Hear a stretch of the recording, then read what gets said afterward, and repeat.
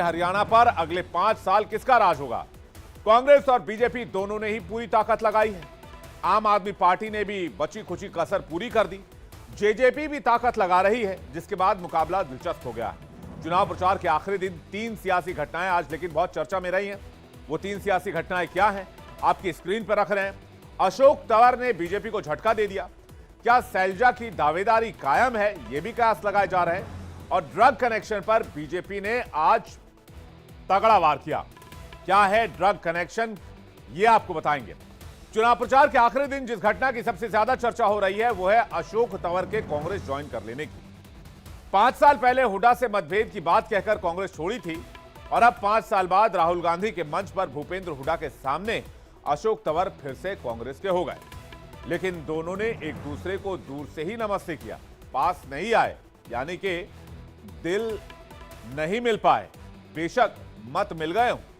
BJP का दामन छोड़कर कांग्रेस का दामन थामने में जो दिलचस्प बात रही वो भी आपको दिखाते हैं 2 तस्वीरों के जरिए।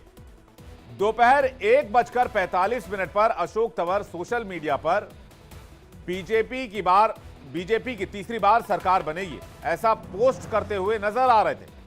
लेकिन ठीक 44 मिनट के बाद कांग्रेस की महेंद्रगढ़ रैली में राहुल गांधी के सामने जाकर कांग्रेस का दामन थाम लिया। ये अशोक तंवर का भंवर कह सकते हैं आप, जिसमें बीजेपी घिर गई। बीजेपी के हाथ से एक बड़ा दांव कह लें आप, वो निकलता हुआ नजर आया, क्योंकि वोटिंग से ठीक पहले अशोक तंवर का पाला बदलना बीजेपी को रास नहीं आया। वोटिंग से ठीक पहले अशोक तंवर का इस तरह बीजेपी छोड़ना बीजेपी के लिए झटका माना जा रहा है, क्योंकि तंवर एससी समुदाय से आते हैं और इनका 9 सीटों पर खासा असर बताया जाता है। लेकिन अशोक तंवर का भंवर कोई समझ ही नहीं पाया। 5 साल में अशोक तंवर ने 5 पार्टियां बदली हैं। जल्दी से तंवर का भंवर भी देख लीजिए। 5 अक्टूबर 2019 को कांग्रेस पार्टी छोड़ दी। 26 फरवरी 2021 को अपना भारत मोर्चा पार्टी बनाई।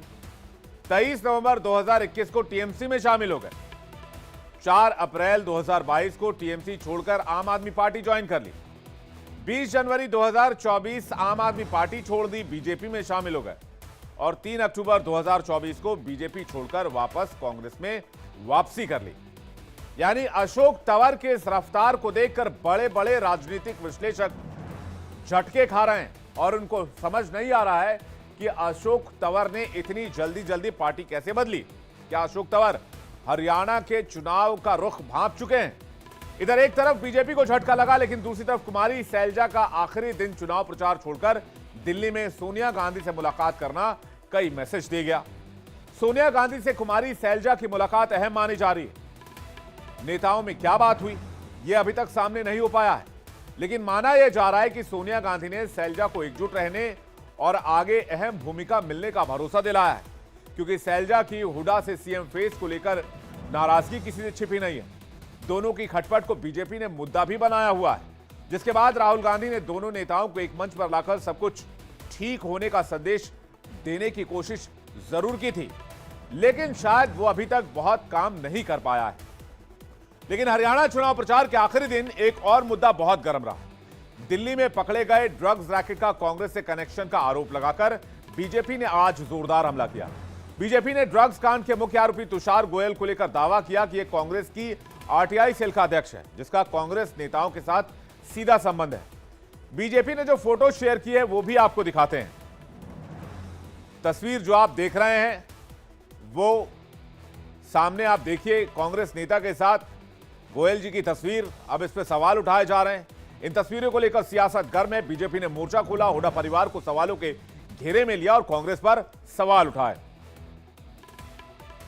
मुख्य आरोपी है जो किंगपिन है, जिसका नाम तुषार गोयल है, जिसका डिक्की गोयल के नाम से सोशल मीडिया अकाउंट है, वो इंडियन यूथ कांग्रेस के आरटीआई सेल का चीफ है। बहुत गंभीर बात है। यानी अब यह बात साफ हो रही है कि राहुल गांधी की मोहब्बत की दुकान में अभी तक नफरत के सामान तो दिख रहे थे, अब नशे का सामान भी मिलने लगा है। ये श्री हरियाणा चुनाव प्रचार के आखिरी दिन कई घटनाएं सामने आई, जिसको एक एक करके हमने आपके सामने रखा। लेकिन दूसरी तरफ हर पार्टी चुनाव प्रचार के आखिरी दिन अपने अपने तरीके से मतदाताओं को लुभाने की कोशिश की। हर तरह के बयान से दूसरे पार्टी को वोटर्स को अपना बनाने की कोशिश की। यूपी के सीएम योगी आदित्यनाथ ने यूपी में क्राइम कंट्रोल, माफिया मुक्त यूपी का संदेश देते हुए हरियाणा को भी माफिया मुक्त करने की बात कही, जिसकी चर्चा खूब हो रही है। सुनिए सीएम योगी ने प्रचार के आखिरी दिन क्या कहा। कांग्रेस का हाथ माफियाओं के साथ, ड्रग माफिया के साथ कांग्रेस खड़ी है, माइनिंग माफिया के साथ कांग्रेस खड़ी है, कैटल माफिया के साथ कांग्रेस खड़ी है, वन माफिया के साथ कांग्रेस खड़ी है, ऑर्गेनाइज्ड क्राइम में लिप्त माफिया के साथ कांग्रेस खड़ी है। और इसीलिए माफिया का उपचार केवल भाजपा है, केवल भाजपा। हरियाणा चुनाव को लेकर कांग्रेस थोड़ी आश्वस्त नजर आ रही है। कांग्रेस को बीजेपी के 10 साल के एंटी इनकम्बेंसी के नुकसान होने का डर है। उसे यकीन है कि बीजेपी को नुकसान होगा। बीजेपी अपने 10 साल के काम की बदौलत हरियाणा में दोबारा वापस आना चाहती है, लेकिन चुनाव का माहौल है, चुनाव का वक्त है, इसलिए दोनों में से कोई भी पार्टी कोई कोर कसर नहीं छोड़ना चाहती है। आइए आपको बताते हैं हरियाणा के चुनाव में किस पार्टी ने कितनी ताकत लगाई। बीजेपी नेताओं की 150 रैलियां हुई, कांग्रेस की 70 चुनावी रैलियां हुई। पीएम मोदी की 4, अमित शाह की 14 रैलियां हुई। राहुल गांधी ने 4 रैलियां की और 2 रोड शो किए। यूपी के सीएम योगी आदित्यनाथ की 6 से ज्यादा रैली हुई। प्रियंका गांधी ने 2 सभाएं की और 1 रोड शो किया। 40 से ज्यादा केंद्रीय मंत्री और सांसदों ने प्रचार किया, तो हिमाचल के सीएम समेत कई पूर्व सीएम ने भी प्रचार किया। इन आंकड़ों से जाहिर है कि कांग्रेस हरियाणा को लेकर थोड़ी आश्वस्त तो है, साथ ही कांग्रेस को यकीन है कि 10 साल का एंटी इनकम्बेंसी बीजेपी को नुकसान करेगा। इसलिए आप देख सकते हैं आंकड़ों में कि बीजेपी ने चुनाव प्रचार के लिए ज्यादा ताकत लगाई है, जबकि उसके मुकाबले कांग्रेस ने चुनाव प्रचार के लिए इतनी ताकत नहीं लगाई है। अब रिजल्ट क्या होगा यह 8 तारीख को पता चलेगा, जब चुनाव के नतीजे सामने आएंगे और सबसे तेज नतीजे इंडिया डेली पर आप देख पाएंगे।